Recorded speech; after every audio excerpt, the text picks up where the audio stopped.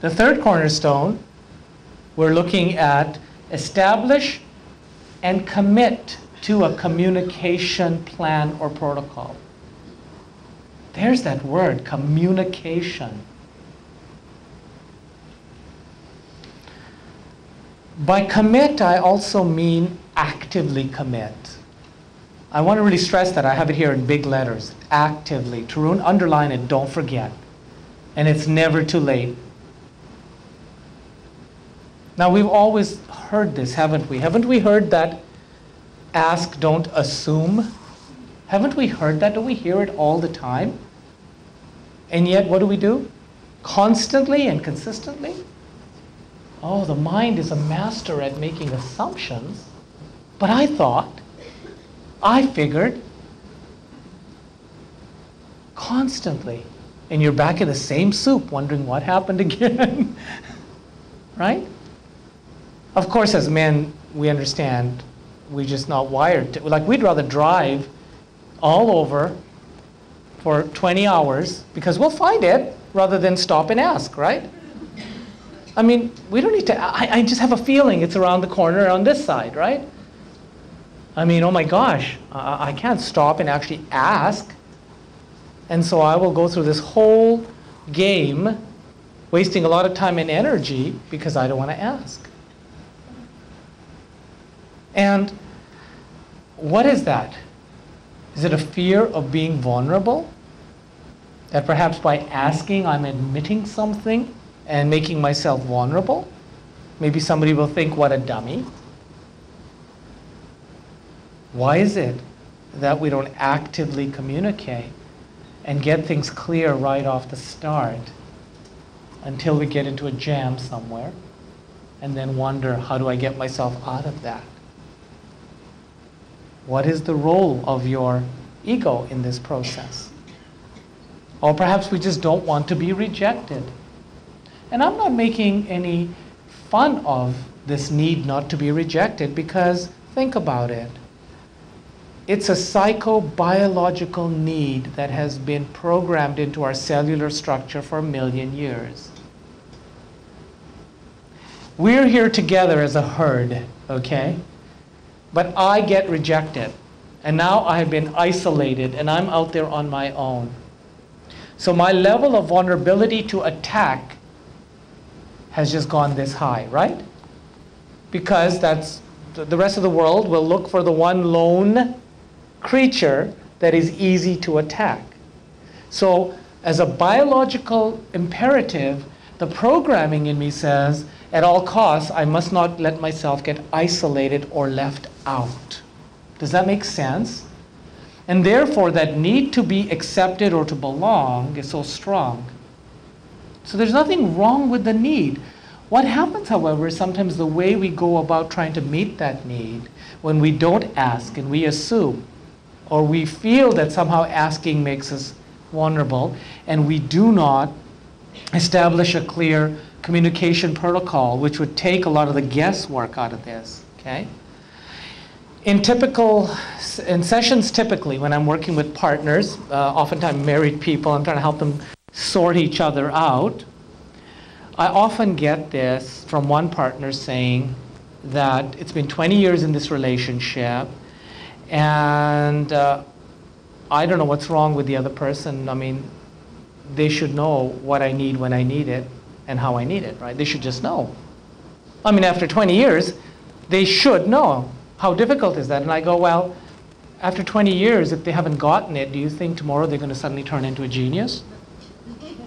So rather than wondering why he or she doesn't remember or didn't know my needs, when, what needs I have at what time, right? Why don't you just ask? Why not just put out? Why this whole game about, well, it's somehow more valuable if he remembers? You know he's not going to. You know that, right? And you set yourself up. Now, if that results in you getting a bigger gift afterwards, I can see the strategy, okay? Because we learned about negotiating, right? He'll forget, then he'll be guilty, and then he'll have to buy me a 2 carat instead of a 1 carat, okay? But if it's anything beyond that, guys, Just learn to ask for what your need is and trust that that is not in any way making you compromised. If you're feeling that by asking I am being compromised or somehow perceived as weaker, that is your ego talking. That is your head now running the show. Another example, for instance, is let's look at our languaging. How many of you sometimes even get upset when you ask somebody to check in with you and they don't? Well, you could have checked in with me. I was scared, I was worried, I didn't know where you were, right? How often do we have these spats? Now, if you're in a business environment, and when you're leaving the office, does anybody have a problem with putting it on the board? I'm out now and I'll be back at this time. But why does that suddenly change when it comes to a mate or somebody in the family? It's like, what? You're not my mother. I don't need to check in. Okay? That's one example. Our head gets in the way. So sometimes I help people by saying, let's change the languaging. Because checking in is a term that belongs to the head. Instead, has anybody ever had an issue with saying, hey son, or hey wife, or hey husband, would you mind, later on in the day, touching in with me? Could you please remember to touch in with me, just so I know where we are?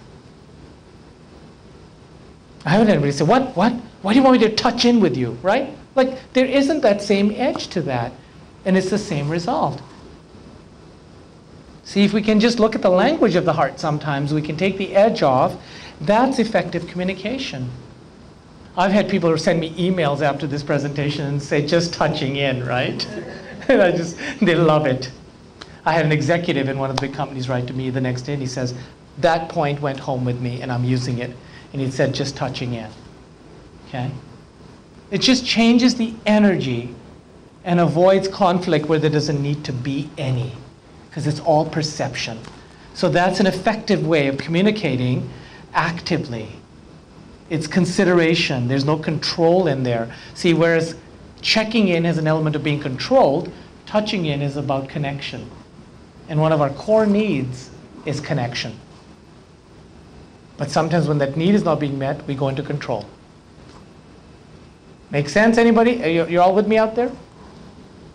It's good nap time, I understand. Okay. Establishing a process of communication, and there's so many good ones out there, is, I think, one of the best things that anybody in any relationship can do. Intimate, family, business, friendship.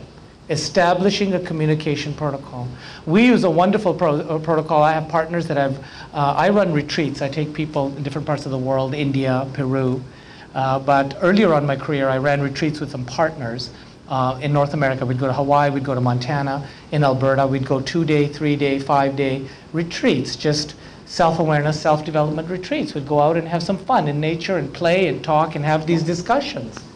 And we were three very different people, and sometimes things got a little hot under the collar when we didn't think our needs were being met. And we always used a wonderful communication protocol that always resolved things in the positive, so that after 30-plus retreats having taught together over several years, we were closer to each other than not. You know how a music band comes together, they have a brilliant sound, they're just amazing when they're together. They get famous, and then a year later they break up. Right? Okay? How often? Because the head gets in the way, and the communication needs appear to not be met, and people don't know how.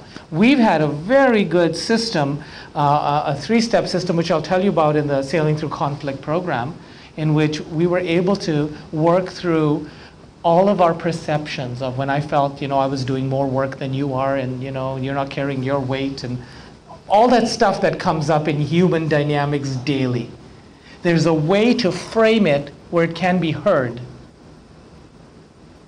It doesn't have to be an attack. It doesn't have to be a whiny complaint. It can actually be heard. And again, it's on how you communicate. So to me, that's just a huge cornerstone. I mean, every cornerstone is huge in a sense, because this is the foundation to this beautiful home that we're going to create. Okay, every relationship, think of it as a home. You can have what you want in it, but without a foundation, it's going to, the first sign of trouble that comes along, it's going to start giving. Okay? So this is your insurance policy, if you will, by doing it properly or going back and renovating.